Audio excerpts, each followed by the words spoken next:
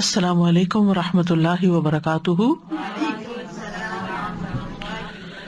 نحمده ونصلی علی رسولہ الکریم، اما بعد فاعوذ باللہ من الشیطان الرجیم، بسم اللہ الرحمن الرحیم، رب اشرح لی صدری ویسر لی امری واحلل عقدۃ من لسانی یفقہوا قولی۔ وَإِذَا سَأَلَكَ عِبَادِي عَنِّي فَإِنِّي قَرِيبٌ أُجِيبُ دَعْوَةَ الدَّاعِ إِذَا دَعَانِ فَلْيَسْتَجِيبُوا لِي وَلْيُؤْمِنُوا بِي لَعَلَّهُمْ يَرْشُدُونَ۔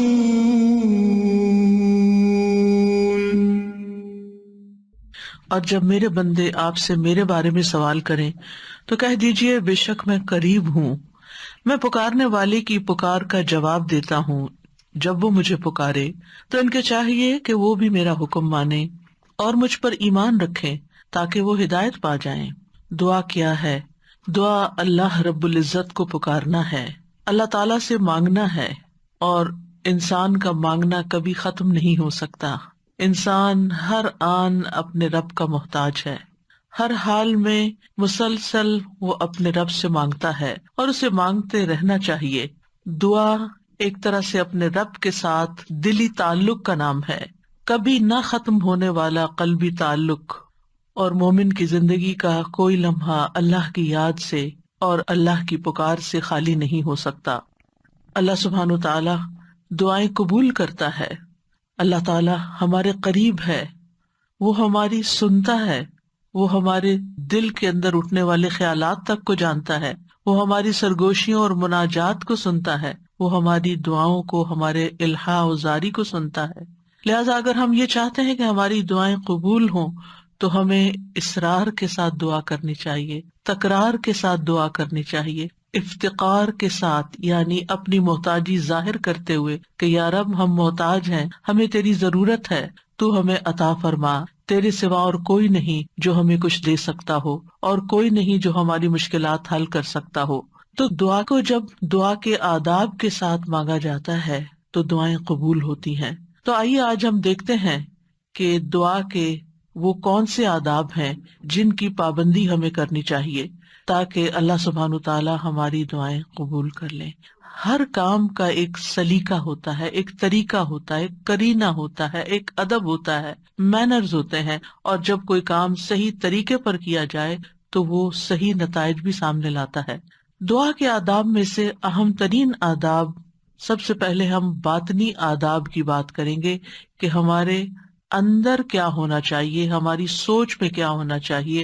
تو پہلی چیز ہے اخلاص اور پوری توجہ، یعنی جب بھی ہم اللہ سبحانہ تعالیٰ کی طرف رجوع کریں تو توجہ اور دھیان کے ساتھ کریں، اپنے آپ کو فوکس کریں، پوری یکسوئی کے ساتھ دعا مانگیں۔ ایسے ہی چلتے پھرتے غافل دل کے ساتھ، یا سوچ کہیں اور ہے اور منہ سے کچھ اور بول رہے ہیں، تو وہ ٹھیک ہے، آپ کی زبان کا ذکر تو ہو جائے گا لیکن دعا کا حق ادا نہیں ہوگا۔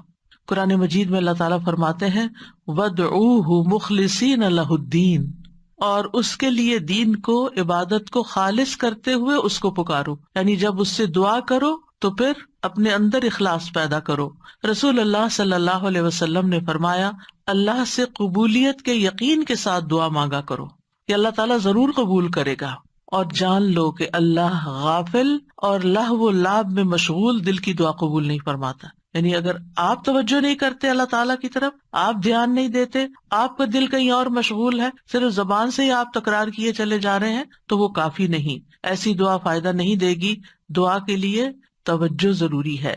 عبد الرحمن بن یزید سے روایت ہے، وہ کہتے ہیں کہ ربیع جمعہ کے دن علقمہ کے پاس آیا کرتے تھے، جب میں وہاں نہ ہوتا تو ان کی طرف پیغام بھیج دیتے۔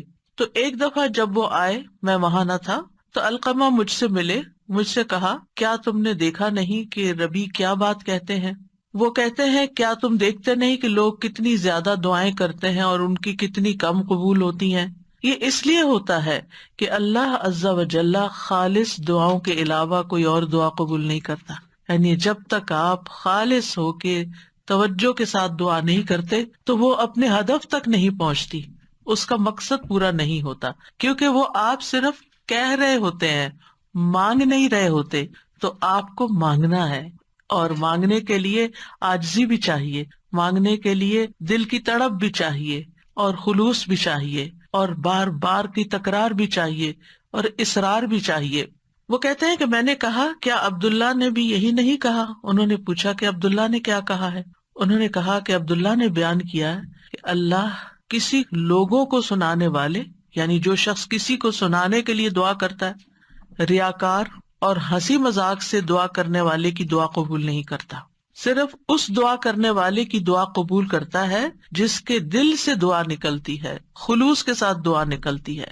یعنی بعض اوقات ہم دعا مانگ رہے ہوتے ہیں اور ہمارا مقصد نہیں ہوتا دعا کرنا، مقصد ہوتا بس کسی کو سنانا کہ ہم دعا کر رہے ہیں.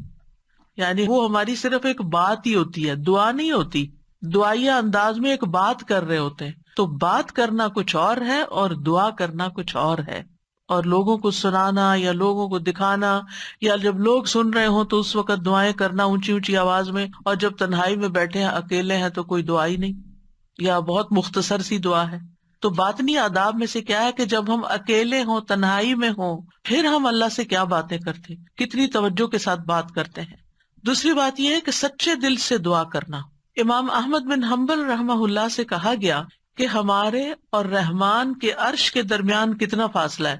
سوال کیا کسی نے، یعنی کتنا فاصلہ یہاں سے عرش تک کا؟ انہوں نے کہا سچے دل سے سچی دعا کرنا. یعنی جب آپ سچے دل سے سچی دعا کرتے ہیں تو آپ کی دعا عرش تک جا پہنچتی، رب العالمین تک پہنچ جاتی ہے. بس اتنا ہی فاصلہ ہے.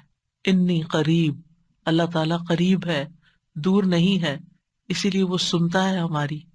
سبحان اللہ، اللہ تعالیٰ عرش پر ہوتے ہوئے ہمارے دلوں کے حال جانتے ہیں، اور ہماری چپکے کی ہوئی باتیں اور دعائیں اور آہیں اور پکار وہ سب بھی سنتے ہیں.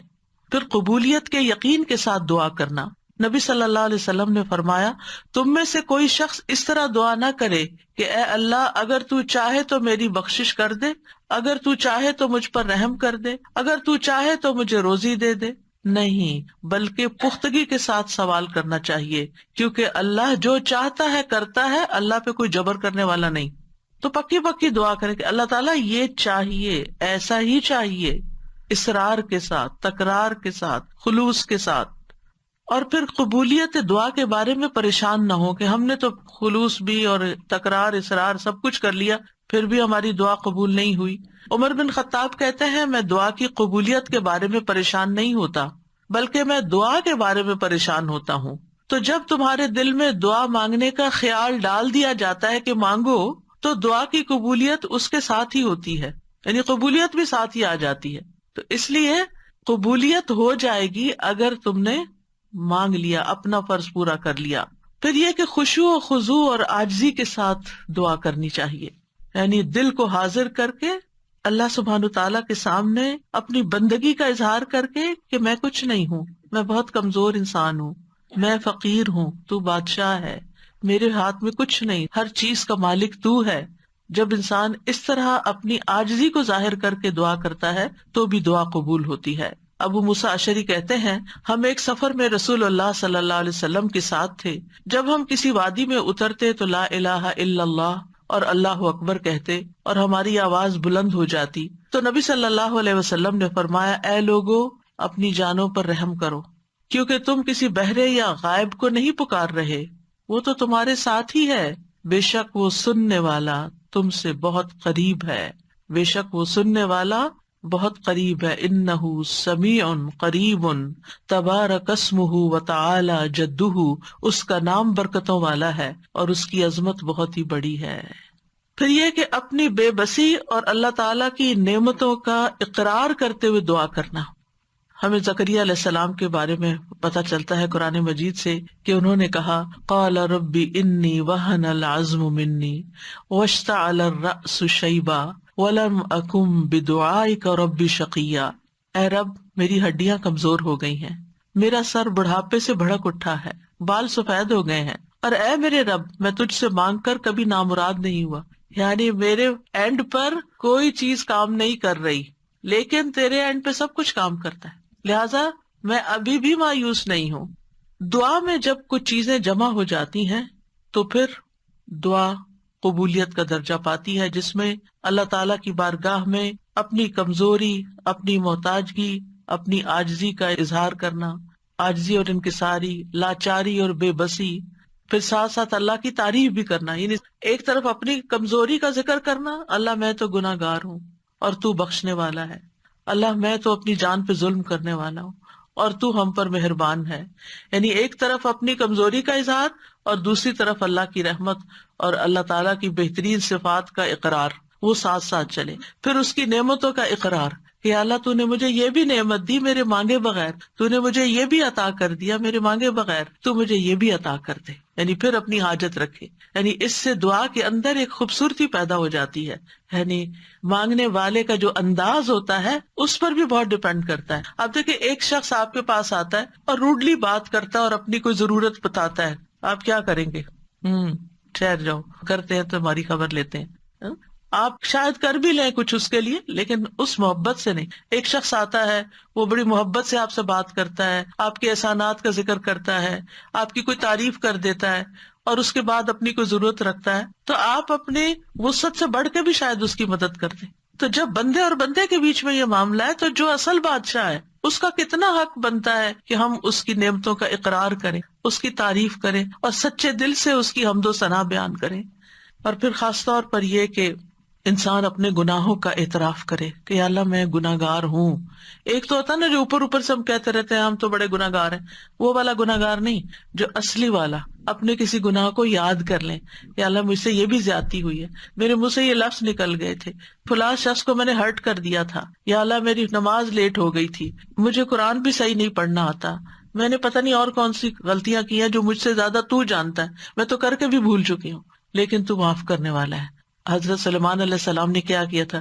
رب اغفر لی وہب لی ملکن لا ينبغی لأحد من بعدی، اے میرے رب مجھے بخش دے۔ پہلے اپنی بخشش مانگی، گناہوں کا اعتراف کیا، اور پھر اس کے بعد مجھے ایسی بادشاہت عطا کر جو میرے بعد کسی اور کے لیے نہ ہو۔ تو یہ اقرار بڑا ضروری ہے۔ فاعترفت بذنبی، اللہ میں اپنے گناہوں کا اعتراف کرتا ہوں۔ اور پھر آپ دیکھیے گڑ گڑا کے دعا مانگنی چاہیے، تضرعا وخفیہ۔ سورۃ الاعراف میں آتا ہے ادعوا ربکم تضرعا وخفیہ انہ لا يحب المعتدین، اپنے رب کو گڑ گڑا کے اور خفیہ خفیہ چپ کے پکارو، بے شک وہ حد سے بڑھنے والوں سے محبت نہیں کرتا۔ یعنی حد سے بڑھنا کیا ہے کہ بہت چیخ چلا کے دعا کرنا، یا پھر یہ کہ انسان وہ چیزیں مانگنے لگے کہ جو اس کو زیب نہیں دیتی۔ تضرع جو ہوتا ہے اس میں رونا بھی شامل ہوتا ہے، اپنی عاجزی اور انکساری کا اظہار بھی ہوتا ہے اور اصرار بھی ہوتا ہے۔ تضرع گڑ گڑانے کے معنوں میں یہ ساری چیزیں شامل ہیں۔ یعنی انسان اس طرح اپنے آپ کو اپنے رب کے سامنے بے بس پیش کرے اور اس کے الفاظ ایسے ہوں کہ اس کے اندر سے دل کی ساری خرابیاں نکل جائیں، یعنی آئی ایم نتھنگ، اے اللہ میں کچھ نہیں ہوں، اینڈ یو مین اٹ، کہ واقعی انسان سمجھے کہ میں بہت کمزور ہوں، غلطیوں کا پتلا ہوں، لیکن پھر بھی میں تیرے در پہ آیا ہوں، تو بادشاہ ہے، تو مجھے خالی ہاتھ نہیں لوٹائے گا، میری تجھ سے ہی امیدیں ہیں ساری۔ آپ دیکھیے نبی صلی اللہ علیہ وسلم سے بڑھ کر کون عبادت گزار تھا؟ سب سے زیادہ عبادت تو نبی صلی اللہ علیہ وسلم نے کی، لیکن بدر کے دن ان کا اللہ تعالیٰ کے آگے رونا اور گڑ گڑانا اور پھر اپنے ہاتھوں کو اٹھا کے دعا کرنا وہ ہم سب جانتے ہیں۔ صحیح مسلم میں آتا ہے غزوہ بدر کے موقع پر اللہ کے نبی صلی اللہ علیہ وسلم قبلہ رخ ہوئے، پھر دعا کے لیے اپنے ہاتھوں کو اٹھایا اور اپنے رب سے گڑ گڑا کے دعا مانگنا شروع کی۔ اللہم انجز لی ما وعدتنی، اللہم آتی ما وعدتنی، اللہم ان تہلک ہذہ العصابۃ من اہل الاسلام لا تعبد فی الارض، اے اللہ میرے لیے اپنے کیے ہوئے وعدے کو پورا فرما، اے اللہ اپنے وعدے کے مطابق معاملہ فرما، اے اللہ اگر اہل اسلام کی یہ جماعت ہلاک ہو گئی تو زمین پر تیری عبادت نہ کی جائے گی۔ اور یہ صرف ایک دفعہ جملہ نہیں انہوں نے بولا، بار بار یہی کہتے تھے اللہ اپنے وعدوں کو پورا کر دے، اللہ اپنے وعدے پورے کر دے۔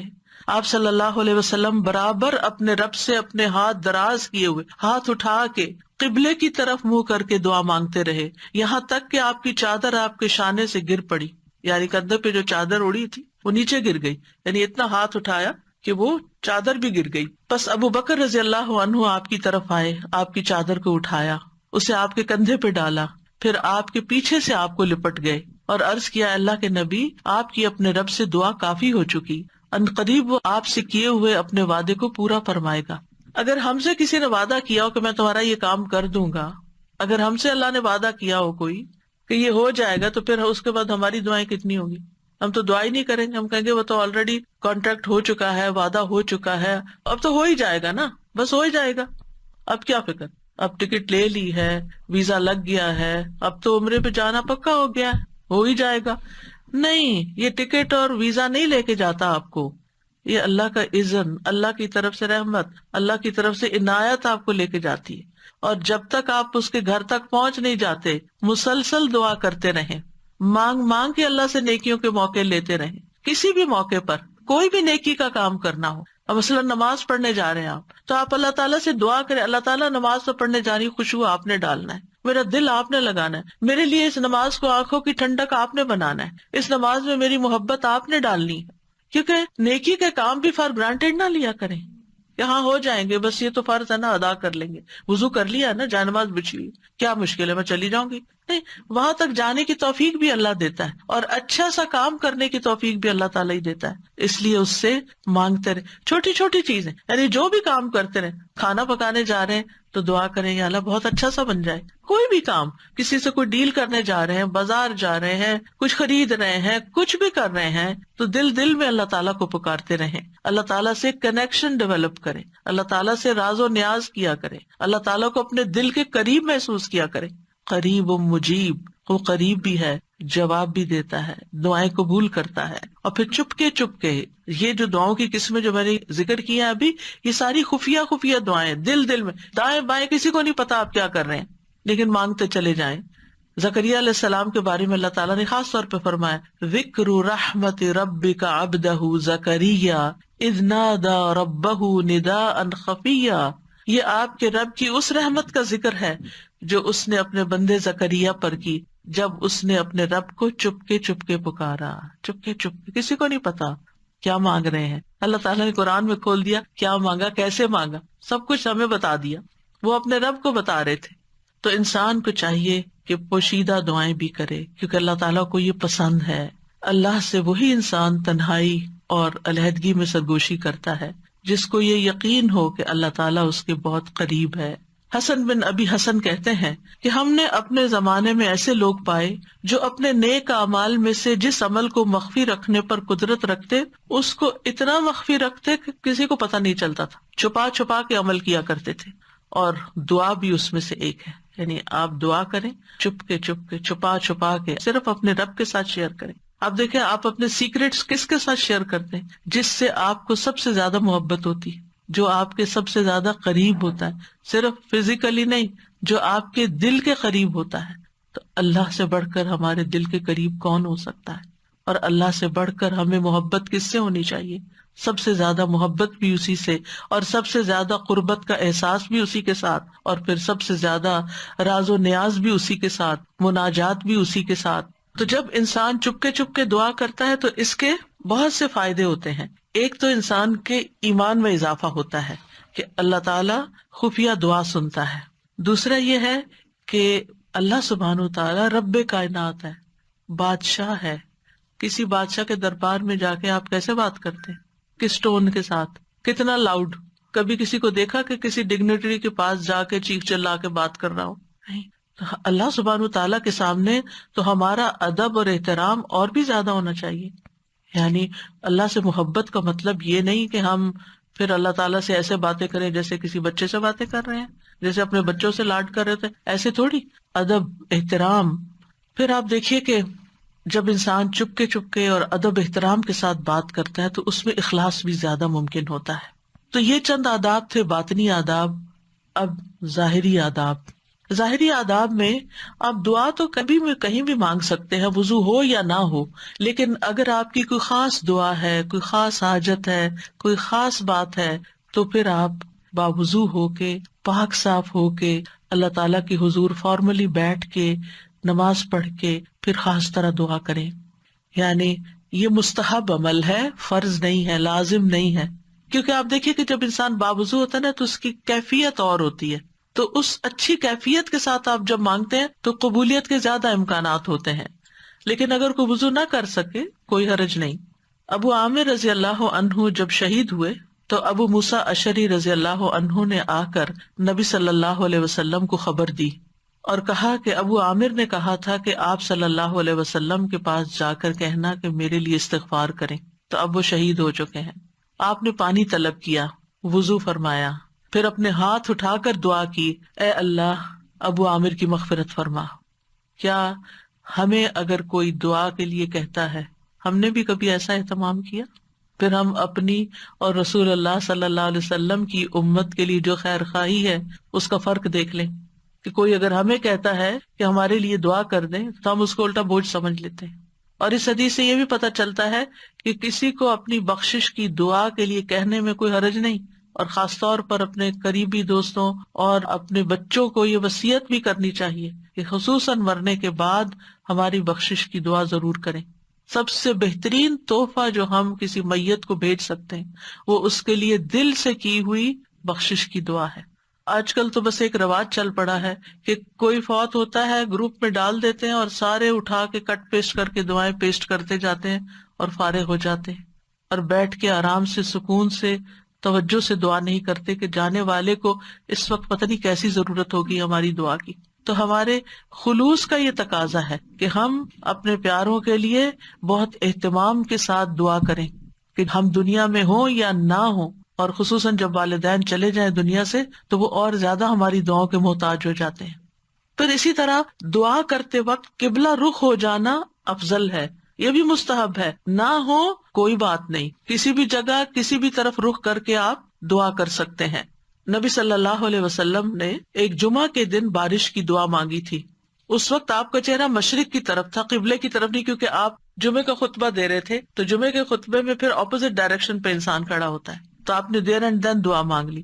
لیکن اوور آل آپ دیکھیے کہ جب آپ عبادت کے وقت قبلہ رخ ہو کے بیٹھتے ہیں تو اس سے ایک پازیٹیو انرجی آپ کے اندر سے آتی ہے، آپ کو ایک فیلنگ آتی ہے، آپ کا فوکس بڑھ جاتا ہے. قبلہ ہے بھی کس لیے؟ ایک فوکس کے لیے نا، آرگنائز کرنے کے لیے نمازوں کو، کہ پوری دنیا کے جو نمازی ہیں وہ ایک ہی طرف رخ رکھے. اور اسی لیے آپ دیکھیں کہ جب ہم حرم شریف جاتے ہیں، کعبہ کے پاس جاتے ہیں، تو کتنی پازیٹیو انرجی لے کر آتے ہیں. ہماری سوچیں، ہمارے خیال، ہمیں سارے غم بھول جاتے ہیں، ساری پریشانیاں دور ہو جاتی ہیں، اور ایک اور خاص طرح کی انرجی ہمارے اندر آ جاتی ہے. تو اس لیے بہتر ہے کہ قبلے کی طرف منہ کر لیں، نہیں ہے تو کوئی بات نہیں. علی بن ابی طالب سے روایت ہے، ایک مرتبہ ہم رسول اللہ صلی اللہ علیہ وسلم کے ساتھ سفر پر روانہ ہوئے. جب ہم ہرنا میں اس سیراب کی ہوئی زمین پر پہنچے جو سعد بن ابی وقاص کی ملکیت میں تھی، تو رسول اللہ صلی اللہ علیہ وسلم نے فرمایا میرے لیے وضو کا پانی لاؤ. جب نبی صلی اللہ علیہ وسلم وضو کر چکے تو قبلہ رخ ہو کر کھڑے ہو گئے، اللہ اکبر کہہ کے فرمایا، اے اللہ، ابراہیم جو تیرے بندے اور تیرے خلیل تھے، انہوں نے اہل مکہ کے لیے برکت کی دعا کی تھی، اور میں محمد تیرا بندہ اور تیرا رسول ہوں صلی اللہ علیہ وسلم. میں تجھ سے اہل مدینہ کے حق میں دعا مانگتا ہوں کہ اہل مدینہ کے مد اور سا میں اہل مکہ کی نسبت دگنی برکت عطا فرما دے. مد اور سا پیمانے ہیں جن سے ناپ کے تول کی چیزیں دی جاتی تھی، اسکیلز ہیں. تو کس طرح نبی صلی اللہ علیہ وسلم نے اہتمام کے ساتھ دعا مانگی، اور ابراہیم علیہ السلام کی پریکٹس کو سامنے رکھتے ہوئے، اس کا ایک طرح سے واسطہ دیتے ہوئے کہ آپ نے ان کی دعا بھی سنی تھی، مدینہ والوں کے لیے میری دعا سنیں، اور آپ اس برکت کو محسوس کرتے ہیں جب آپ وہاں جاتے ہیں. یہاں اس حدیث سے کیا پتہ چلتا ہے کہ آپ نے دعا کے لیے وضو بھی کیا اور دعا کے لیے قبلہ رخ بھی ہوئے، یعنی دونوں کام کی توجہ اور فوکس، اور ایک ادب کے تقاضے کے تحت. ضروری نہیں کہ ہر وقت کیا جائے، لیکن کیونکہ اس وقت آپ نے نماز نہیں پڑھائی کوئی، خالی دعا کے لیے آپ نے یہ اہتمام کیا. پھر اسی طرح یہ کہ ہاتھ پھیلا کے، ہاتھ اٹھا کے دعا کرنی چاہیے. رسول اللہ صلی اللہ علیہ وسلم نے فرمایا، بے شک تمہارا رب تبارک و تعالی بڑی شرم والا اور بڑے کرم والا ہے. اس کو اس بات سے شرم آتی ہے کہ اس کا کوئی بندہ اس کے آگے ہاتھ پھیلائے اور وہ ان کو خالی لوٹا دے. یعنی آپ ہاتھ کرتے ہیں آگے تو خالی نہیں لوٹاتا، وہ آپ کو عطا کرتا ہے. اچھا، بعض لوگ تو کیا کرتے ہیں، ایسے مٹھیاں بند کر کے ایک مٹھی کے نیچے دوسرا ہاتھ، اتفاق سے نظر پڑ جاتی ہے. کچھ لوگ نماز کے بعد ایسے بیٹھے ہوتے ہیں اور دعا کر رہے ہوتے ہیں. کچھ لوگ تو یہ ہے کہ ہاتھ سے اٹھاتے ہیں تو بس اس طرح ڈھیلے ڈھالے سے چھوڑ دیتے ہیں. تو کم از کم اتنے تو اٹھائیں کہ آپ کی بازو کو محسوس ہو کہ آپ کے ہاتھ اٹھے ہوئے ہیں، اور اوپر تو آپ جتنا چاہیں پھر لے جائیں. پھر اسی طرح ایک اور روایت میں ہے، رسول اللہ صلی اللہ علیہ وسلم نے فرمایا، جب تم اللہ سے سوال کرو تو اپنے ہاتھوں کی ہتھیلیوں کے ساتھ مانگا کرو، ہاتھ پھیلایا کرو، ہاتھوں کی پشت سے نہیں مانگو. الٹے ہاتھ سے نہیں دعا کرنی کہ آپ کے ہاتھ نیچے کی طرف ہو، یعنی ہتھیلی اندر ہو، جیسے کوئی چیز کسی سے مانگتے ہیں یہ لیتے، ایسے لینے والے انداز میں. پھر اسی طرح حمد و ثنا اور درود پڑھ کر دعا کرنی چاہیے. دعا مانگنے سے پہلے اللہ تعالیٰ کی خوب حمد و ثنا، تعریف اور اللہ تعالیٰ کی تسبیح اور اللہ تعالیٰ کی بڑائی بیان کرنی چاہیے، اور اللہ تعالیٰ کے اچھے اچھے ناموں کا واسطہ دے کر اللہ سے دعا کرنی چاہیے. پھر نبی صلی اللہ علیہ وسلم پر درود بھیج کر اللہ تعالیٰ سے سوال کرنا چاہیے. ابن مسعود کہتے ہیں، جب کوئی آدمی اللہ سے سوال کرنے کا ارادہ کرے تو پہلے وہ اللہ کی ایسی حمد و ثنا بیان کرے جو اس کے لائق ہے، پھر نبی صلی اللہ علیہ وسلم پر درود بھیجے، اس کے بعد دعا کرے. اس طرح ممکن ہے کہ وہ کامیاب ہو جائے، یعنی اپنی مطلوبہ چیز پا لے. پھر اسی طرح یہ ہے کہ جامع دعائیں کرنی چاہیے، کمپریہنسو. حضرت عائشہ کہتی ہیں کہ رسول اللہ صلی اللہ علیہ وسلم جامع دعا پسند فرماتے اور اس کے علاوہ کو چھوڑ دیتے. یہ بہت لمبی نہیں کرتے تھے، مختصر، یعنی بہت لمبی دعا اور بہت ڈیٹیل میں جانے کی بجائے جامع کلام اور اچھے کلمات کا انتخاب کیا جائے جس سے اللہ تعالیٰ کی رحمت ہماری طرف آئے. اچھے الفاظ کا جو چناؤ ہے، اس کے بارے میں خطابی کہتے ہیں کہ انسان کو چاہیے کہ اپنی دعا کے لیے اور اپنے رب کی تعریف کے لیے اچھے الفاظ اور عمدہ کلمات کا انتخاب کرے، اور ان کلمات کا انتخاب کرے جن کے اندر یعنی تھوڑے لفظوں میں میننگ زیادہ ہو. جامع کا مطلب یہی ہوتا ہے، کیونکہ یہ بندے کی مناجات ہے، یعنی بندے کی سرگوشیاں ہیں اس ہستی کے لیے جو سب سرداروں کا سردار ہے، کوئی اس جیسا نہیں، کوئی اس کے مشابہ نہیں. آپ دیکھیے کہ جب آپ کسی ایسے شخص کو کچھ نوٹ بھیجتے ہیں، چاہے وائس نوٹ ہو چاہے لکھ کر بھیجیں، جس کا آپ احترام کرتے ہوں، جس کو کوئی اہمیت دیتے ہوں، تو آپ کس طرح بات کرتے ہیں؟ کون سے الفاظ استعمال کرتے ہیں؟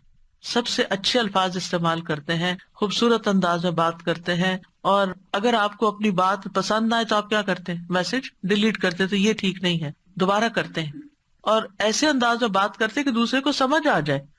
تو اللہ سبحانہ تعالیٰ سے ہم اس طرح بات کریں کہ جو خوبصورت الفاظ پر مبنی ہو، الفاظ کا چناؤ بھی اچھا ہو، لیکن اس چناؤ میں تصنع نہیں ہو، آرٹیفیشلٹی نہیں ہو، تکلف نہیں ہو، یہ پسند نہیں کیا گیا.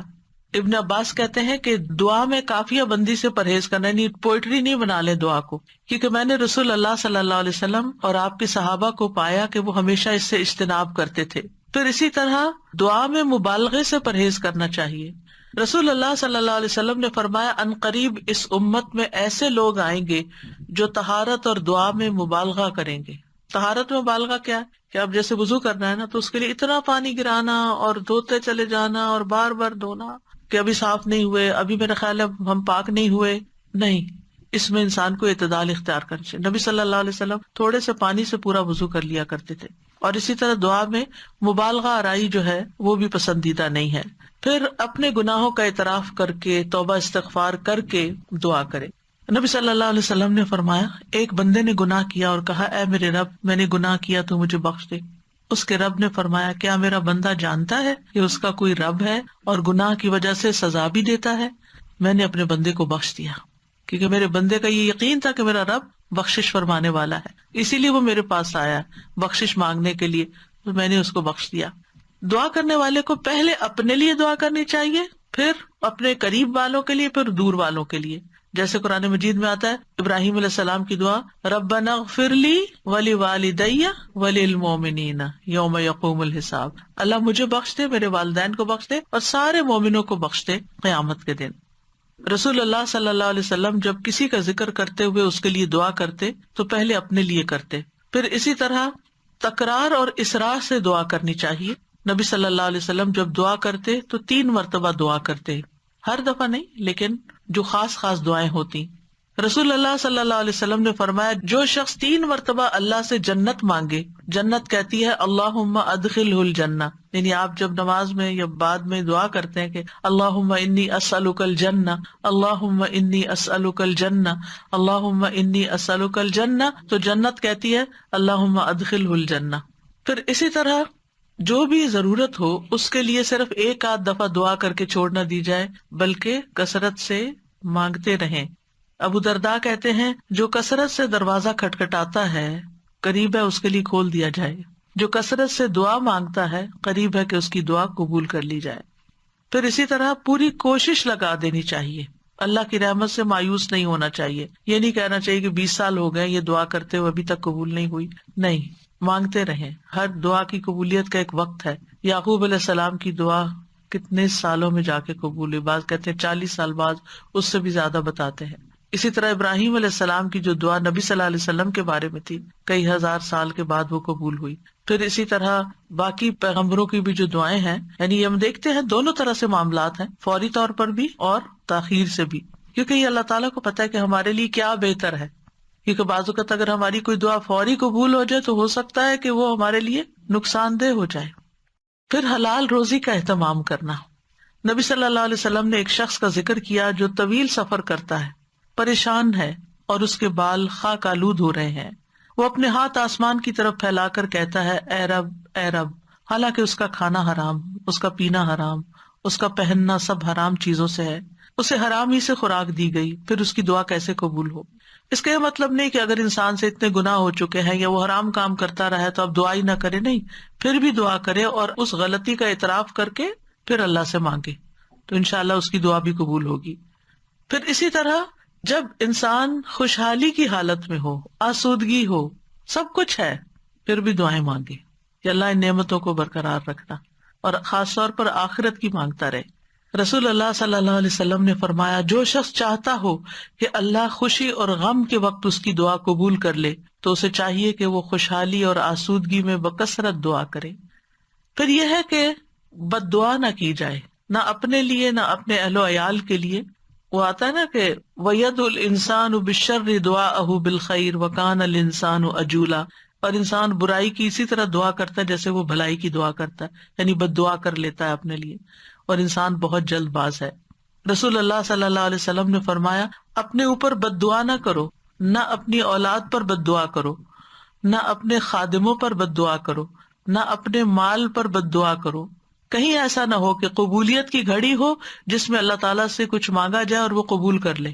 کیونکہ بعض اوقات انسان غصے میں آ کے، بعض اوقات ہرٹ ہو کے زبان سے کوئی ایسے الفاظ نکال دیتا ہے، جیسے بچوں کے بارے میں بعض اوقات غصہ آتا ہے انسان کو تو پھر بہت شدید بعض اوقات وہ پریشان کرتے ہیں. تو ایسی صورت میں زبان پہ آتے آتے بعض اوقات کچھ لفظ رک جاتے ہیں، تو اس میں ان کی ہدایت کی دعا مانگنی چاہیے. ایک بات یاد رکھیے کہ جب انسان اپنے پورے جذبات میں ہوتا ہے نا، چاہے وہ غصہ ہو، غم ہو، خوشی ہو، ایکسائٹمنٹ ہو، کچھ بھی ہو، اس وقت انسان بڑے دل سے دعا کرتا ہے. ان گھڑیوں کو کیش کریں. یا عام طور پر تم ڈھیلے ڈھیلے ٹھنڈے ٹھنڈے دعائیں مانگ رہے ہوتے ہیں نا، کوشش کر کر کے فوکس کر رہے ہوتے ہیں، لیکن جس وقت ہم سخت پریشان ہوتے ہیں یا سخت ضرورت پڑ جاتی ہے، کچھ کھو جاتا ہے، کچھ ہو جاتا ہے ایسا کہ جو ہمارے اوپر بہت گراں گزرتا ہے، تو ہم ہل جاتے ہیں. وہ جو ہلنا ہے نا، اس وقت آپ اپنے رب کو بہت شدت سے پکاریں تو وہ شدت جو ہے وہ انشاءاللہ فائدہ دے گی. یعنی اپنے آپ کو ڈائیورٹ کر لیں، بجائے غصہ لوگوں پہ نکالنے کے اور غلط باتیں کرنے کے کہ جو پلٹ کے اپنے اوپر ہی آئے. کیونکہ اگر آپ کسی کو بھی بد دعا دیتے ہیں اور وہ اس کا اہل نہیں، وہ واپس آپ پر ہی آ جائے گی. تو اس لیے بہت احتیاط کی ضرورت ہے. تو چینلائز کر لیں اپنے غصے کو، چینلائز کر لیں اپنے غم کو، چینلائز کر لیں اپنی انتہائی ایکسائٹمنٹ کو. اس طرح پھر انسان کے اندر سے دعا نکلتی ہے، آنسو بھی آ جاتے ہیں اور انسان اللہ تعالیٰ کو اپنے قریب محسوس کرتا ہے. پھر اسی طرح گناہ یا قطع رحمی کی دعا نہیں کرنی چاہیے. یعنی گناہ تو یہ ہے کہ انسان کسی غلط کام کا سودا کر رہا ہے اور اس کے لیے دعا کرے اور آپ سے بھی کہے کہ آپ دعا کریں، حالانکہ وہ غلط کام کرنے چاہ رہا ہے تو اس کے لیے دعا نہیں کرنی چاہیے. دوسرا یہ ہے کہ قطع رحمی نہ ہو. قطع رحمی کیا ہوتی ہے کہ مثلاً کوئی کہے اپنے کسی بچے کے بارے میں کہ یا اللہ اس کو میری آنکھوں سے دور کر دے، اس قسم کی دعائیں نہیں کرنی چاہیے. یہ بددعا میں شامل ہو جاتی ہے. اور جلد بازی نہیں کرنی چاہیے کہ بس فوراً ابھی قبول ہونی تو میں تو آئندہ دعا نہیں کروں گی. اب آپ دیکھیے کہ دعا کے معاملے میں ایک اور چیز بھی ہے، اور وہ ہے دعا میں وسیلہ اختیار کرنا. تو دعا میں کچھ وسیلے جائز ہیں، کچھ جائز نہیں۔ جائز وسیلے کیا ہیں؟ نمبر 1، اسماء حسنی کو وسیلہ بنا کے دعا کرنا۔ قرآن مجید میں آتا ہے وَلِلَّهِ الْأَسْمَاءُ الْحُسْنَى فَادْعُوهُ بِهَا، اور سب اچھے نام اللہ ہی کے ہیں، سو اسے ان کے ساتھ پکارو، اچھے ناموں کے ساتھ۔ مثلا ہم یہ کہیں کہ یا حی یا قیوم برحمتک استغیث، اب یہاں اللہ کے ناموں کو وسیلہ بنایا اور رحمت مانگی۔ یا ذا الجلال والاکرام، یا من بیدہ ملکوت السماوات والارض، یا رب ربنا، یا رب العالمین، یا ارحم الراحمین، یا اللہ یا رحمان یا رحیم، یا اللہ یا کریم، یا وہاب، رزق مانگنا تو یا رزاق۔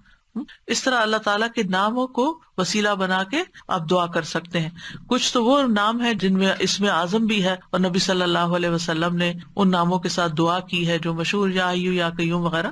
لیکن یہ ہے کہ چونکہ ایک عمومی ہدایت ہے کہ اللہ کے ناموں کے ساتھ دعا کی جائے، تو کسی بھی نام کو جو آپ کو بہت اچھا لگتا ہے، اللہ تعالیٰ کی کوئی بھی پیاری صفت، اس کے ساتھ اللہ کو پکار کے آپ اللہ تعالیٰ سے دعا کریں، کیونکہ یہ بھی ایک محبت کا اظہار ہوتا ہے نا، جس سے آپ محبت کرتے ہیں اس کے آپ ہر نام سے ہی پیار کرتے ہیں، بلکہ نئے نئے نام رکھتے رہتے ہیں۔ یا قریب یا مجیب بھی کہہ سکتے ہیں۔ پھر فرشتے بھی آپ دیکھیں کہ اللہ کے ناموں کو وسیلہ بنا کر دعا کرتے ہیں۔ الذین یحملون العرش ومن حولہ یسبحون بحمد ربہم ویؤمنون بہ ویستغفرون للذین آمنوا، کیا کہتے ہیں؟ ربنا وسعت کل شیء رحمتا وعلما، اے ہمارے رب تو نے ہر چیز کو اپنی رحمت اور علم سے گھیر رکھا ہے۔ تو یہ اللہ کے ناموں کو وسیلہ بنا رہے ہیں ایک طرح سے۔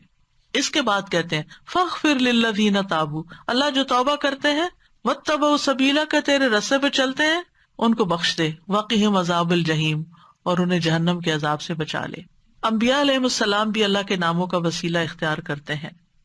حضرت سلیمان نے عرض کیا تھا قال رب اغفر لی وہب لی ملکا لا ينبغی لأحد من بعدی انک انت الوہاب، تو بہت عطا کرنے والا ہے، تو مجھے بھی عطا کر۔ پھر اسی طرح یوسف علیہ السلام نے دعا کی تھی رب قد آتیتنی من الملک وعلمتنی من تأویل الاحادیث فاطر السماوات والارض انت ولی فی الدنیا والآخرہ توفنی مسلما والحقنی بالصالحین۔ تو یہاں پر فاطر السماوات والارض، یہ اللہ تعالیٰ کا نام لیا گیا ہے۔ نبی صلی اللہ علیہ وسلم کو بھی جب کوئی مشکل پیش آتی تو آپ فرماتے یا حی یا قیوم برحمتک استغیث، اور یہ قبولیت کے اسباب میں سے ہے، اللہ کے ناموں کے ساتھ دعا کرنا جو ہے۔ رسول اللہ صلی اللہ علیہ وسلم مسجد میں داخل ہوئے تو دیکھا گیا کہ ایک شخص نے اپنی نماز پوری کر لی اور تشہد میں بیٹھا ہے اور کہہ رہا ہے اللہم انی اسألک یا اللہ الاحد الصمد الذی لم یلد ولم یولد ولم یکن لہ کفوا احد ان تغفر لی ذنوبی انک انت الغفور الرحیم۔ آپ صلی اللہ علیہ وسلم نے 3 بار فرمایا اس کو بخش دیا گیا ہے۔ یعنی اس دعا کے ساتھ آپ دیکھیں کہ اس میں اخلاص بھی ہے نا، یا اللہ الاحد الصمد الذی لم یلد ولم یولد ولم یکن لہ کفوا احد، یہ سورۃ اخلاص کا حصہ ہے۔ ان تغفر لی ذنوبی، میں توحید خالص کا اقرار کر کے اپنے گناہوں کی معافی مانگتا ہوں۔ پھر یا ذی الجلال والاکرام کو لازم پکڑ لینا چاہیے۔ نبی صلی اللہ علیہ وسلم نے فرمایا ان ناموں کے ساتھ چمٹے رہو، یعنی روزانہ ان ناموں کے ساتھ اللہ تعالیٰ سے دعا کرنی چاہیے۔ پھر یہ کہ ادب کے ساتھ اس کی صفت بیان کرتے ہوئے دعا کرنی چاہیے۔ پھر رب کے وسیلے سے دعا کرنی چاہیے، یعنی ابو درداء کہتے ہیں اللہ تعالیٰ مومنوں پر رحم فرمائے، وہ مسلسل یہی کہتے رہے ربنا ربنا ربنا ربنا، یہاں تک کہ ان کی دعا قبول کر لی گئی۔ اپنے نیک اعمال کو وسیلہ بنا کے دعا کرنا، یعنی یہ وسیلہ دے سکتے ہیں ہم۔ اور اس کی دلیل وہ غار والے ہیں جو غار میں پھنس گئے تھے 3 لوگ، انہوں نے اپنے اپنے نیک عمل کو وسیلہ بنا کر دعا کی تو غار کے دروازے یا دھانے سے بھاری پتھر ہٹ گیا جو 3 لوگ مل کے بھی ہٹا نہیں پا رہے تھے۔ پھر اپنے ایمان لانے کو وسیلہ بنا سکتے ہیں، الذین یقولون ربنا اننا آمنا فاغفر لنا ذنوبنا وقنا عذاب النار، جو لوگ کہتے ہیں اے ہمارے رب بے شک ہم ایمان لے آئے تو ہمارے لیے ہمارے گناہوں کو بخش دے، یعنی ہمارے ایمان کی وجہ سے ہمارے گناہوں کو بخش دے اور ہمیں آگ کے عذاب سے بچا لے۔ پھر زندہ نیک لوگوں کی دعا کے ساتھ وسیلہ پکڑنا، یعنی ان سے دعا کروانا. نیک لوگوں میں سے اگر کوئی آدمی زندہ ہے، آپ کے والدین ہیں، سارا وقت عبادت میں لگے رہتے ہیں، کوئی غیبت چگلی نہیں کرتے ادھر ادھر، نانا نانی دادا دادی بزرگ ہو جاتے ہیں نا، یا والدین بھی بزرگ آپ کے پاس ہیں، اور آپ دیکھتے کہ سارا دن یا وہ تسبیح کر رہے ہیں، یا وہ قرآن پڑھ رہے ہیں، یا وہ نمازیں پڑھ رہے ہیں، اور عمر کے اس حصے میں پہنچ گئے ہیں کہ اب وہ کوئی برا کام نہیں کرتے، تو ان سے بھی خاص دعا کروانی چاہیے. یعنی ان کے پاس جا کر کہنا آپ ہمارے لیے دعا کریں یا ان سے دعا کروائیں، تو یہ دراصل آپ ان کا وسیلہ پکڑ رہے ہیں، ایک طرح سے یہ بھی وسیلہ ہے. مثلاً آپ کہہ سکتے ہیں کہ آپ میرے لیے دعا کریں اللہ تعالیٰ مجھے بخش دے، یا اگر رزق کا معاملہ ہے تو رزق، یا شفا چاہیے تو اللہ تعالیٰ سے دعا کریں اللہ تعالیٰ میری بیماری دور کر دے، یا جو بھی کوئی مسئلہ ہو. یا اسی طرح یہ کہ اگر بارش نہیں برس رہی ہے اور کوئی لوگوں کے لیے پرابلم ہو رہی ہے تو ان سے کہہ سکتے ہیں کہ وہ بھی خاص دعا کریں. حضرت عمر رضی اللہ عنہ جو تھے، رسول اللہ صلی اللہ علیہ وسلم کے چچا عباس کی دعا کو انہوں نے وسیلہ بنایا تھا. انس بن مالک کہتے ہیں جب کبھی عمر رضی اللہ عنہ کے زمانے میں قحط پڑتا تو عمر رضی اللہ عنہ عباس بن عبد المطلب کے وسیلے سے دعا کرتے تھے اور فرماتے اے اللہ پہلے ہم تیرے پاس اپنے نبی کا وسیلہ لایا کرتے تھے تو پانی برساتا تھا، اب ہم اپنے نبی کے چچا کو وسیلہ بناتے ہیں تو ہم پر پانی برسا، یعنی ان سے بھی دعا کرواتے. تو انس رضی اللہ عنہ کہتے ہیں چنانچہ انہوں نے ایک دفعہ ایسے کیا تو خوب بارش برس پڑی. تو یہ جو کسی سے جا کے کہنا کہ آپ دعا کریں اس میں کوئی حرج نہیں، لیکن صرف ایک رسم بنا لینا ہر وقت دعا کے لیے کہتے رہنا، آپ دوسرے کے لیے دعا شروع کر دیں فرشتہ آمین کہے گا وہ آپ کو وہی لگ جائے گی، یعنی اس کو ایک رسم نہ بنائیں. یعنی لوگوں نے نا شدت اختیار کر لی ہے، یعنی ایکسٹریم پہ چلے گئے، یا ہر وقت یہی کہتے رہتے ہیں بس دعا کریں دعا کریں دعا کریں، یا پھر دوسری طرف کہتے کسی کو بھی نہ کہیں دعا کریں.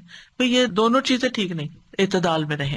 ایک عورت اپنے بچے کو لے کر نبی صلی اللہ علیہ وسلم کی خدمت میں حاضر ہوئی اور عرض کیا اے اللہ کے نبی اس کے حق میں اللہ سے دعا کیجیے، اور میں 3 بچوں کو دفن کر چکی ہوں، یعنی اس سے پہلے میرے 3 بچے فوت ہو چکے ہیں، آپ اس کے لیے دعا کیجیے. آپ نے پوچھا تم نے 3 بچوں کو دفن کیا ہے؟ اس نے کہا ہاں. آپ نے فرمایا تم نے پھر جہنم سے ایک مضبوط بندش باندھ لی ہے، یعنی اللہ تعالیٰ تمہارے لیے ان بچوں کی وجہ سے آگ سے تمہیں بچا لے گا. تو یہ دعا کا ایک طرح سے وسیلہ بن گیا. اب کچھ وسیلے ناجائز بھی ہیں تو ان کا بھی پتہ ہونا چاہیے. ان میں سے فوت شدہ نیک آدمی کو وسیلہ بنانا اس کی ممانعت ہے. کیوں؟ اس لیے کہ وہ نہیں ہماری باتیں سنتے، وہ ہمارا حال نہیں جانتے.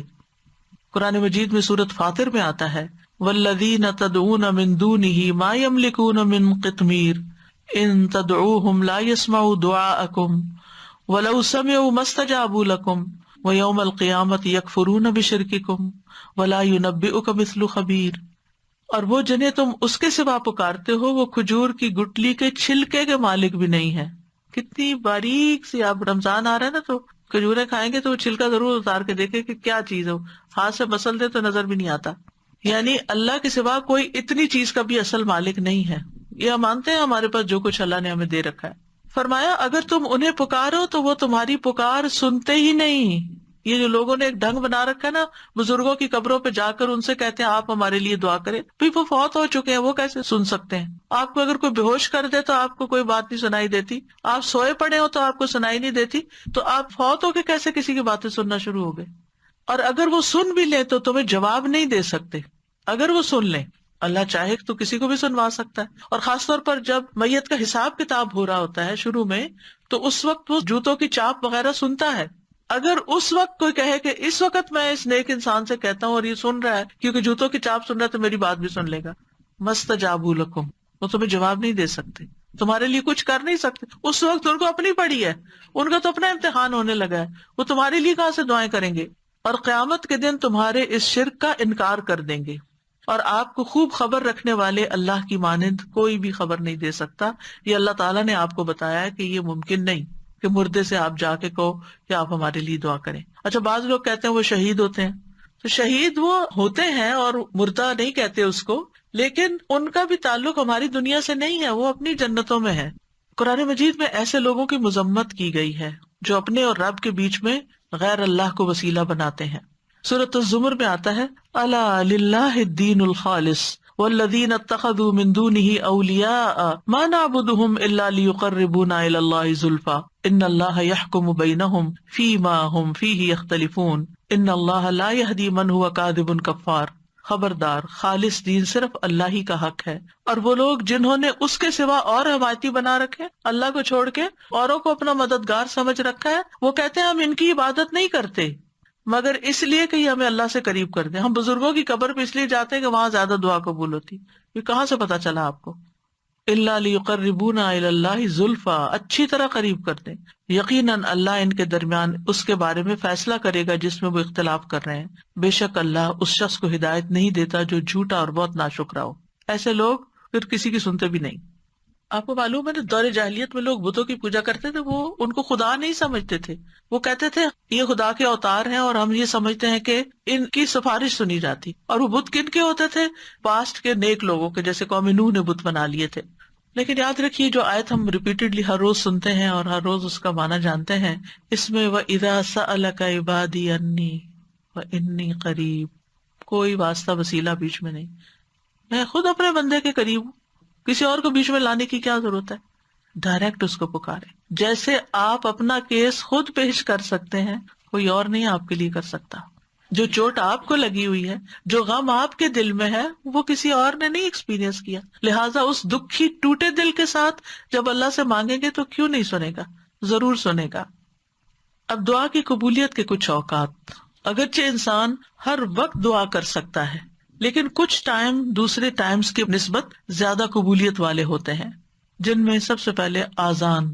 حدیث میں آتا ہے آذان اور اقامت کے درمیان دعا رد نہیں کی جاتی، لیکن پہلے آپ اذان کا جواب دیں، اذان کے بعد والی دعا پڑھیں، درود شریف پڑھیں اور پھر مانگیں، قبول ہو جائے گی۔ پھر فرض نمازوں کے بعد، سبحان اللہ، ہر روز 5 دفعہ فرض نماز ادا کرتے ہیں، اس کے فوراً بعد دعا قبول ہوتی ہے۔ ابو امامہ کہتے ہیں رسول اللہ صلی اللہ علیہ وسلم سے پوچھا گیا کون سی دعا زیادہ قبول ہوتی ہے؟ آپ نے فرمایا رات کے آخری حصے میں اور فرض نمازوں کے بعد مانگی جانے والی دعا۔ اس میں دونوں طریقے سے آپ مانگ سکتے ہیں، ایک سلام پھیرنے سے پہلے جہاں رب جلنی پڑھتے ہیں وہاں بھی اپنی دعائیں مانگ سکتے ہیں، اور دوسرے سلام کے بعد بھی یاد آئے تو اس وقت بھی مانگ سکتے ہیں۔ پھر دوران سجدہ رسول اللہ صلی اللہ علیہ وسلم نے فرمایا جہاں تک سجدے کا تعلق ہے تو اس میں خوب دعا کرو، یہ دعا اس لائق ہے کہ تمہارے حق میں قبول کی جائے، اور سجدے کی حالت میں انسان اللہ کے بہت قریب ہوتا ہے تو اس وقت خوب دعا کرنی چاہیے۔ کئی لوگوں کا سوال ہوتا ہے کہ کیا اس میں قرآنی دعا کر سکتے ہیں؟ جی، ایز اے دعا آپ کر رہے ہیں تو قرآن کے الفاظ بھی ہوں تو پڑھ سکتے ہیں، ہاں تلاوت نہیں کر سکتے لیکن دعا کر سکتے ہیں، مسنون دعائیں بھی کر سکتے ہیں، اپنی زبان میں نہیں باتیں کر سکتے وہاں، اللہ یہ کہ آپ نماز کے بعد کسی وقت دل چاہے اور آپ سجدے میں پڑھ کے اپنے دل کی باتیں کریں۔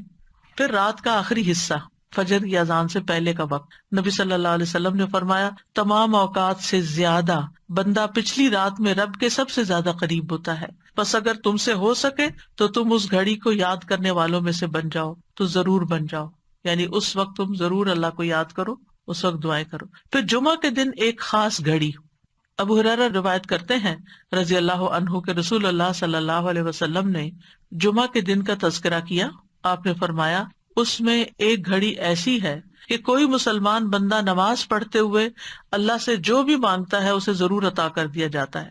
اب یہ کون سی گھڑی ہے؟ اس کے بارے میں ایک تو یہ اوپینین ہے کہ دن کا کوئی بھی حصہ ہو سکتا ہے، دوسرا یہ ہے کہ امام جب خطبے کے لیے ممبر پر آ جاتا ہے، پھر ایک یہ کہ عصر کے بعد سے لے کے مغرب کے بیچ میں آتی ہے، پھر لیلۃ القدر میں دعا کرنا، عرفہ کے دن حاجیوں کے لیے عرفہ کا دن ہم بھی کر لیں تو کیا حرج ہے، اگر ان کی سنی جا رہی تو رب ہماری بھی سن رہا ہے، لیکن وہ تو چونکہ مشقت اٹھا کے وہاں پہنچے ہیں تو اس لیے وہ زیادہ قریب ہیں۔ نبی صلی اللہ علیہ وسلم نے فرمایا بہترین دعا وہ ہے جو عرفہ کے دن مانگی جائے۔ حضرت عائشہ کہتی ہے کہ رسول اللہ صلی اللہ علیہ وسلم نے فرمایا اللہ عرفہ کے دن سے زیادہ کسی دن اپنے بندوں کو آگ سے آزاد نہیں کرتا، اور اللہ اپنے بندوں کے قریب ہوتا ہے، پھر فرشتوں کے سامنے اپنے بندوں پر فخر فرماتے ہوئے کہتا ہے یہ سارے بندے کیوں آئے ہیں یہاں، گھر بار چھوڑ کے مال خرچ کر کے اتنی تکلیف اٹھا کے یہاں کس لیے جمع ہے؟ تو ہم سب جانتے ہیں کہ آج کیوں کرتے ہیں کہ اللہ تعالیٰ ہمیں بخش دے اور ہم سے راضی ہو جائے اور ہمارا فرض بھی ادا ہو جائے۔ پھر اسی طرح بارش کے وقت کی دعا، یعنی جب بارش ہو رہی ہے اور آپ لوگ بڑے خوش قسمت ہیں کہ یہاں اکثر بارش ہوتی رہتی ہے، برف بھی پڑتی ہے، تو اس وقت پریشان ہونے کی بجائے دعا کرنا شروع کر دیا کریں. آپ ڈرائیونگ کر رہے ہیں، بارش برسنا شروع ہو گئی، دعائیں شروع کر دیں. پھر مصیبت کے وقت، جیسے پہلے بھی میں نے عرض کیا نا کہ جب انسان جذبات کی پیک پہ ہوتا ہے تو اس وقت اس کے الفاظ اور ہی طرح کے ہوتے ہیں. رسول اللہ صلی اللہ علیہ وسلم نے فرمایا اگر مسلمان پر کوئی مصیبت آئے اور وہ اللہ کے حکم کے مطابق کہے انا للہ و انا الیہ راجعون اللہم اجرنی فی مصیبتی واخلف لی خیرا منہا، اے اللہ مجھے میری مصیبت میں اجر دے اور میرے لیے اس کا بہترین نعم البدل عطا فرما، تو اللہ اس کو اس سے بہتر عطا فرماتے ہیں. اور جب بھی دل پہ غم کی گھٹا چھائے کسی بھی تکلیف کی وجہ سے، دیر اینڈ دین یہی دعا کیا کریں، اللہم اجرنی فی مصیبتی واخلف لی خیرا منہا، اللہ اس مصیبت پر تو مجھے اجر دے اور اس سے بہتر نعم البدل عطا کر دے. پھر اسی طرح زمزم پیتے وقت رسول اللہ صلی اللہ علیہ وسلم نے فرمایا زمزم کا پانی اس مقصد کے لیے ہے جس کے لیے وہ پیا جائے. پھر تلاوت قرآن کے بعد کی دعا. پھر مرغ کی آواز سنتے وقت، کیونکہ اس وقت وہ فرشتے کو دیکھ رہا ہوتا ہے. پھر مریض اور میت کے پاس رسول اللہ صلی اللہ علیہ وسلم نے فرمایا جب تم مریض یا میت کے پاس جاؤ تو اچھی بات کہا کرو، کیونکہ فرشتے تمہاری بات پر آمین کہیں گے. یعنی اس وقت دعائیں کرنی چاہیے. ام سلمہ کہتی ہیں کہ رسول اللہ صلی اللہ علیہ وسلم ابو سلمہ جو ان کے ہسبینڈ تھے ان کی میت پر تشریف لائے، ان کی آنکھیں کھلی رہ گئی تھی، آپ نے انہیں بند کیا اور فرمایا جب روح قبض ہو جاتی ہے تو آنکھیں اس کا پیچھا کرتی ہیں. یعنی روح جب لے کے جاتے ہیں فرشتے تو آنکھیں پیچھے پیچھے دیکھتی ہیں، اس کا جسم کا ایک حصہ چلا گیا یعنی اس کی روح چلی گئی تو اس کو کیا کرنا چاہیے، آنکھیں بند کر. اور ویسے بھی آپ دیکھیں اگر باڈی اکڑ جائے اور میت کی آنکھیں کھلی رہتی تو بڑا خوفناک سا سین ہو جاتا ہے. اسی دوران گھر کے کچھ لوگ رونے چیخنے لگے تو آپ نے فرمایا اپنے متعلق خیر ہی کی دعا مانگا کرو، رونے کا فائدہ نہیں، اچھی دعا مانگو کیونکہ فرشتے تمہاری دعا پر آمین کہتے ہیں. پھر وہ لوگ جن کی دعائیں قبول ہوتی ہیں ان میں مجاہد فی سبیل اللہ اور حج اور عمرہ کرنے والا. رسول اللہ صلی اللہ علیہ وسلم نے فرمایا اللہ کے راستے میں غازی اور حج کرنے والے اور عمرہ کرنے والے اللہ کے وفد ہیں، ڈیلیگیشنز ہیں اللہ کی طرف جانے والے. اللہ نے انہیں بلایا تو انہوں نے اس دعوت کو قبول کر لیا اور پھر انہوں نے اللہ سے مانگا تو اللہ نے ان کو عطا کر دیا. پھر مظلوم، مسافر اور والد کی دعا. نبی صلی اللہ علیہ وسلم نے فرمایا 3 قسم کے لوگوں کی دعائیں قبول ہوتی ہیں اور ان کی قبولیت میں کوئی شک و شبہ نہیں. نمبر 1 مظلوم کی دعا، اس میں مثال ہے نوح علیہ السلام کی. مسافر کی دعا، اس میں مثال ہے موسیٰ علیہ السلام کی. اور والد کی اپنی اولاد کے لیے دعا، ابراہیم علیہ السلام کی. اسی طرح اولاد جو اپنے والدین کے لیے دعا کرتی ہے. نبی صلی اللہ علیہ وسلم نے فرمایا جنت میں آدمی کا درجہ بلند کر دیا جاتا ہے تو وہ کہتا ہے کہ یہ کیسے ہوا؟ کہا جاتا ہے تمہاری اولاد کے تمہارے حق میں استغفار کے سبب، تمہاری اولاد تمہارے لیے دعائیں کر رہی تھی اس لیے تمہیں اپ گریڈ کر دیا گیا. پھر اسی طرح کسی کی غیر موجودگی میں اس کے لیے دعا کرنا، یعنی منہ پہ تو لوگ دعائیں دے ہی دیتے ہیں لیکن جب آپ سامنے ہی نہیں ہے، آپ کو خبر ہی نہیں ہے تو آپ کے لیے کوئی دعا کر رہا ہے، وہ بہت ویلیوبل دعا ہے. پھر روزے دار کی دعا جب تک کہ وہ افطار نہ کر لے. پھر اللہ کا کثرت سے ذکر کرنے والا اور عادل حکمران. پھر وضو اور اللہ کا ذکر کر کے سونے والا، اس کی دعا. وہ شخص جو رات کو آنکھ کھلنے پر یہ دعا پڑھے، اس کے کارڈ بھی چھپے ہوئے ہیں، لا الہ الا اللہ وحدہ لا شریک لہ لہ الملک ولہ الحمد وہو علی کل شیء قدیر الحمد للہ وسبحان اللہ ولا الہ الا اللہ واللہ اکبر ولا حول ولا قوۃ الا باللہ. ثم قال، پھر کہے اللہم اغفر لی، اے اللہ مجھے بخش دے. یا پھر کوئی اور دعا مانگے تو وہ بھی قبول ہوگی. پھر اگر وہ وضو کرے اور نماز پڑھے تو اس کی نماز قبول ہو جائے گی. پھر وہ لوگ ہیں جن کی دعا قبول نہیں ہوتی.